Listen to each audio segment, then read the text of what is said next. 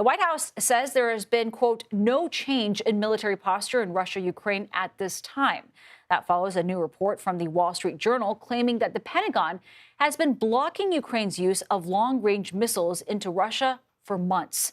President Trump says Russian President Vladimir Putin is reluctant to meet with his Ukrainian counterpart because he, quote, doesn't like him. The comment follows Ukrainian President Volodymyr Zelensky saying he will meet with U.S. and other international leaders on the next steps for one-on-one discussions with Putin. CBS News national security contributor Samantha Vinograd joins us now from Washington. Sam, thanks for being with us. Always good to see you. What can you tell us about these reports that the Pentagon has been blocking Kyiv from using long-range missiles on Russia, and what would be the reasoning behind that? Well, Nancy, these long-range missiles can strike about 190 to 200 miles away from their point of origin.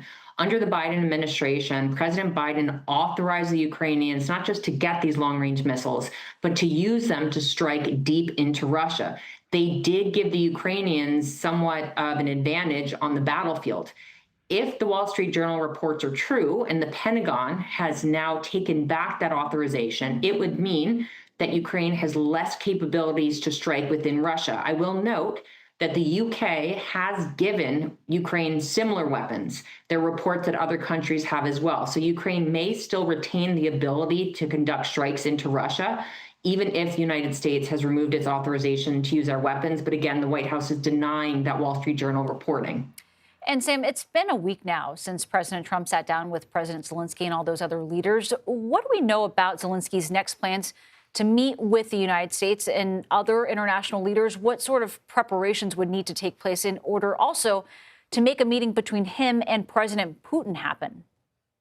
Well, the Russian foreign minister told NBC's Kristen Welker on Friday that there is no agenda set for a meeting between President Zelensky and President Putin. In order for that agenda to be set, ostensibly, the Ukrainians would have to approve some of Russia's requirements for a peace deal, which include no Ukrainian membership in NATO, among other matters, including territorial concessions and Russia as the unofficial language in Ukraine. So we don't know of any plans for a one-on-one meeting between Putin and Zelensky. Russia is continuing its onslaught on the battlefield in Ukraine, killing more Ukrainians and trying to get more territory. There are reports that in the absence of a one-on-one meeting between Putin and Zelensky, that the Ukrainians are planning to meet with the Americans later this week to discuss what security guarantees could look like. But absent a bilateral between Putin and Zelensky, it does look like Putin is just allowed to continue his malfeasance with very few consequences from the United States. All right, Sam Vinograd, thank you very much.